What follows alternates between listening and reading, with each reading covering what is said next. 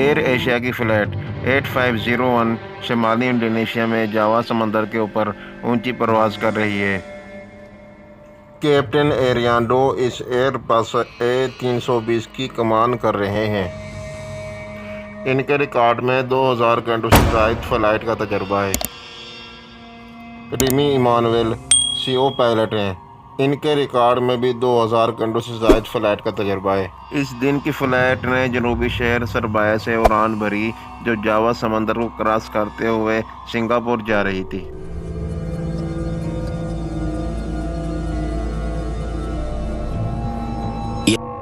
پائلٹوں کو طوفانی موسم نظر آیا تو انہوں نے اس سے بچنے کی حکمت عملی بنائی، لیکن ایسا کچھ کرنے سے پہلے کمپیوٹر نے غلطی سے وارننگ الرٹ جاری کر دی۔ کام کے مہام ہے طیارے کے مشنوں کی نگرانی کرنا اور عملے کو جو اقدامات کرنے چاہیے اس کا تعین کرنا۔ فاک 1 بند ہوا پھر آن ہوا، فاک 2 بند ہوا پھر آن ہوا۔ جہاز کی پرواز کو فروغ دینے والے کمپیوٹر کو دوبارہ ترتیب دینے سے خرابی ٹھیک ہوئی اور وارننگ الرٹ بند ہو گیا۔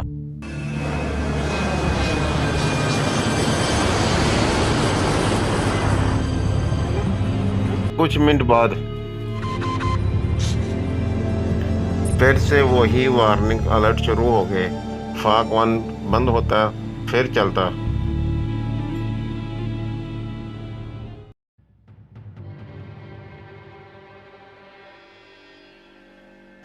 کنٹرول ٹاور نے انہیں اونچی پرواز کرنے کی اجازت دے دی۔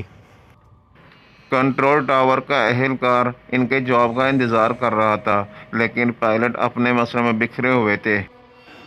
انہوں نے پھر دوبارہ فاک 1 اور فاک 2 کو آف اور آن کیا۔ یہ تنگ کرنے والا مسئلہ تھا اور اس سے نمٹنے کے لیے انہیں کافی وقت درکار تھا۔ پائلٹ اس مسئلے سے تنگ آ گئے تھے۔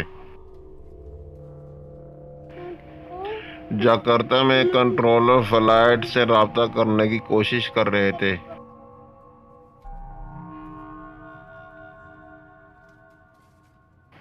لیکن کاکپٹ میں خطرے کی وارننگ میں اضافہ ہو گیا۔ کنٹرول ٹاور کی طرف سے بار بار رابطے کی کوشش ہوتی رہی۔ ڈسپلے اسکرین سے پتہ چلتا ہے کہ جہاز اب تیزی سے بائیں طرف گھوم رہا ہے۔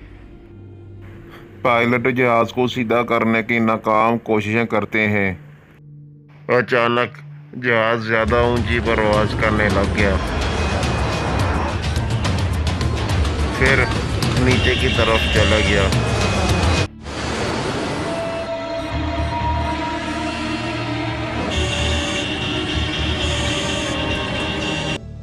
فلائٹ 8501 جلدی سے پوری قوت کے ساتھ نیچے سمندر کی طرف جا رہی تھی۔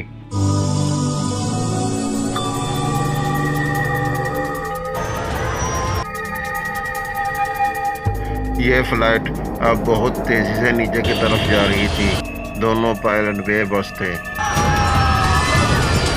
ریڈار سے جہاز غائب ہو گیا اور جاوا سمندر میں ڈوب گیا۔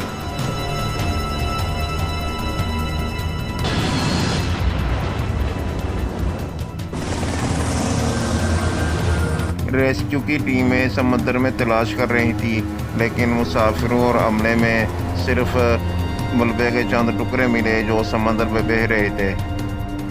ایوی ایشین سیفٹی تفتیش کاروں کی ایک بین الاقوامی ٹیم مقامی ماہرین میں شامل ہونے کے لیے جکارتہ روانہ ہوئی۔ انہیں یہ جاننے کی ضرورت ہے کہ ایک انتہائی ترقی یافتہ طیارہ اتنی اونچائی پر پرواز کر رہا تھا اور پھر اچانک آسمان سے کیوں گر گیا۔ 2 ہفتے گزرنے کے بعد بلیک باکس بازیاب ہو گئے۔ تفتیش کاروں نے جہاز کی آڈیو ریکارڈنگ کا تجزیہ کیا۔ انہیں اسی وقت ایک اہم بات کا انکشاف ہوا۔ فاک 1 بند ہوتا اور پھر کام کرتا، فاک 2 بند ہوتا اور پھر کام کرتا۔ وہ کسی وارننگ سے نمٹنے کی کوشش کر رہے تھے۔ تفتیش کاروں کو جلدی وارننگ الرٹس کا اور پائلٹوں کے رد عمل کا پتہ چلتا ہے، جو کہ ایوییشن تعلیمات کے مطابق تھا۔ انہیں بار بار وارننگ الرٹس نے پریشان کیا ہوا تھا۔ ای کام کے نظام سے بار بار وارننگ ملتی رہی اور یہ جہاز میں نظر رکھنے کا مرکزی نظام ہے۔ اس وقت عملے کا رویہ بالکل معیاری تھا، وہ اس طریقے سے ہینڈل کر رہے تھے جس کا اطلاق چیک لسٹ سے ہونا چاہیے۔ پھر ریکارڈنگ نے کچھ غیر متوقع انکشاف کیا۔ چوتھی دفعہ وارننگ کے بعد ایسا لگ رہا تھا کہ کپتان نے ایک مختلف طریقہ اختیار کر لیا۔ آٹو پائلٹ اب منقطع ہو گیا تھا۔ تھروٹل اور پاور ٹرین کا غیر متوقع طور پر منقطع ہونے کے نتیجے میں بہت اونچی وارننگ ملتی ہے۔ یہ بہت اہم وارننگ تھی، لیکن کیوں؟ اس کے بعد زیادہ خطرناک وارننگ الرٹ شروع ہو گئے۔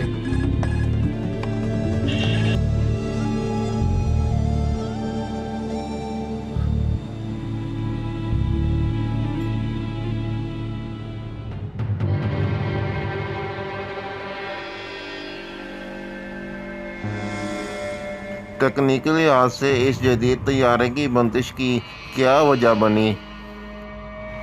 آٹو پائلٹ منقطع ہو گیا اور جہاز رک گیا۔ پائلٹ اسے ٹھیک کرنے کی کوشش کر رہے تھے، لیکن یہ سب منطقی نہیں۔ تفتیش کار طیارے کی دیکھ بھال فائلوں میں سراغ تلاش کرنے لگے۔ جلدی انہیں ایک سراغ مل جاتا ہے۔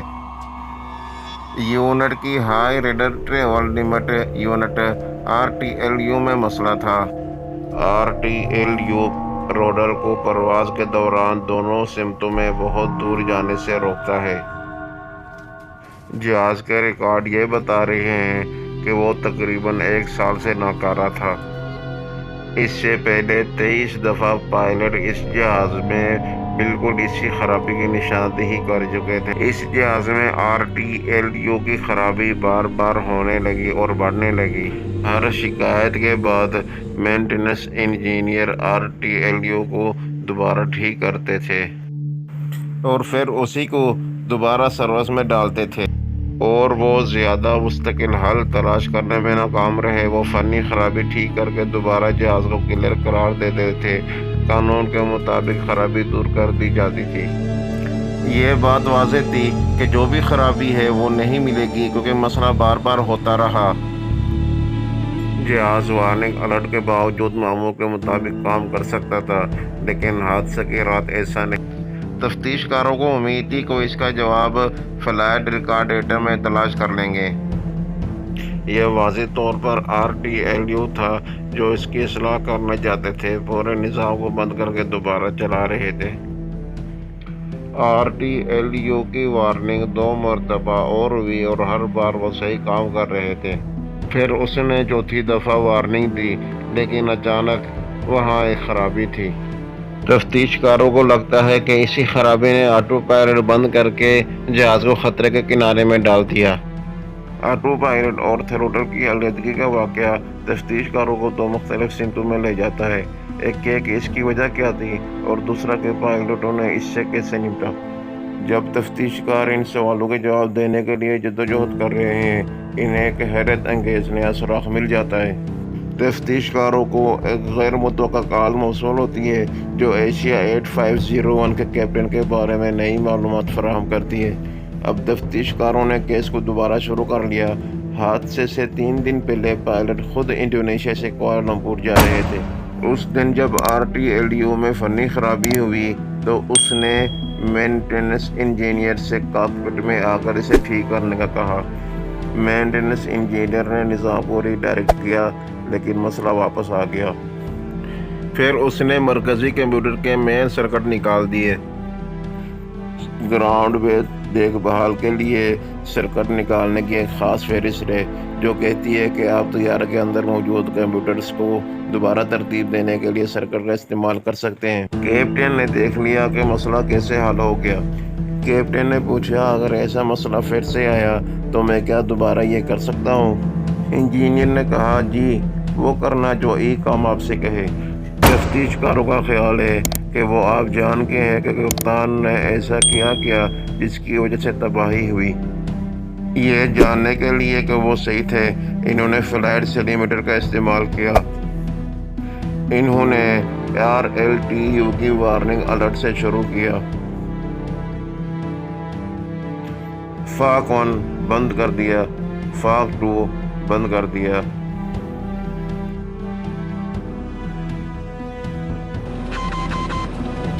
چوتھی دفعہ وارننگ الرٹ کے بعد تفتیش کاروں کا خیال ہے کہ کپتان نے 2 حساس سرکٹ بریکر کھینچے۔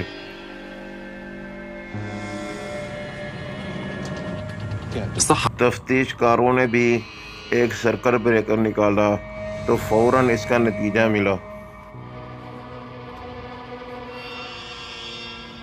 آٹو پائلٹ منقطع ہونے کی وارننگ شروع ہو گئی۔ یہ وہی تھا جو کپتان نے کیا۔ اس نے گراؤنڈ مینٹیننس انجینئر کے کام کی فضا میں نقل کی، لیکن فضا میں اس کے نتائج بالکل مختلف تھے۔ سادہ مسئلہ ٹھیک کرنے سے ایک پیچیدہ مسئلہ شروع ہو گیا۔ سرکٹ بریکر کو کھینچنا آٹو پائلٹ کو غیر فعال کر دیتا ہے، جو ہوائی جہاز کو 45 گودوں سے دور لے جاتا ہے۔ سی او پائلٹ نے محسوس نہیں کیا کہ طیارہ گھوم رہا ہے، یہاں تک کہ کپتان دوبارہ اپنی سیٹ پہ بیٹھ گیا۔ سی او پائلٹ کی طرف سے ہینڈل کی انتہائی دائیں طرف نقل و حرکت کے نتیجے میں دائیں طرف جھکاؤ بہت شدید ہو گیا۔ ایف بی آر کے بیانات سے پتہ چلتا ہے کہ طیارہ کتنی جارحانہ انداز میں حرکت کر رہا تھا۔ طیارہ صرف 2 سیکنڈ میں 45 ڈگری بائیں اور پیچھے گھوم گیا۔ یہ کسی بھی شخص کے گائروسکوپ کے لیے ہنگامے کا باعث شاید یہی الجھن تھی۔ جیسے ہی پائلٹ نے جہاز کو درست کیا، اس کے کان کا لکوڈ دائیں طرف گردش کرنے لگا۔ جہاز بالکل سیدھا ہو گیا تھا، لیکن ان کے کانوں کو ایک بڑا وہم تھا کہ وہ دائیں جانب۔ پھر اس نے ہینڈل کو جتنا زور سے کھینچ سکتا تھا اپنی طرف کھینچا اور جہاز سیدھا اوپر کو جانے لگا۔ یہ بہت بڑے ان پٹ ہیں جو جہاز کو بہت تیزی سے اوپر لے جاتے ہیں۔ وہ بالکل الجھا ہوا تھا۔ شاید چکر کا آنا اسے یہ سوچنے پر مجبور کر رہا تھا کہ جہاز نیچے جا رہا ہے، لہذا وہ ایک خیالی صورتحال کو ٹھیک کرنے کی کوشش کر رہا تھا۔ پھر جہاز رک گیا اور آسمان سے گرنے لگا۔ تفتیش کاروں کا خیال ہے کہ کپتان اپنی مقامی بیداری کو مکمل طور پر کھو رہا تھا۔ سی او پائلٹ ہینڈل کو آخر تک کھینچتا رہا۔ سی او پائلٹ جو کر رہے تھے وہ سب سے مین غلطی تھی جو سرزد ہوئی۔ جب فلائٹ کے عملے کو پرواز کے دوران میں خرابی کا سامنا کرنا پڑتا ہے تو ایک غلط فیصلہ بڑے مسائل کا باعث بن سکتا ہے، جو تباہی کا باعث بن جاتا ہے۔ کوئی بھی آپ کے پاس نہیں جا سکے گا، نہ آپ کو پکڑ کے بحفاظت واپس نیچے لا سکے گا۔ آخر کار اس بات پر منحصر ہے کہ کپتان اور سی او پائلٹ نے جو کچھ سیکھا اس سے ہر ایک کو بحفاظت زمین پر واپس لانے کے لیے ترتیب دیں۔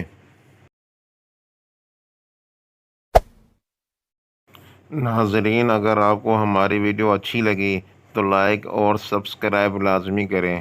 اللہ حافظ۔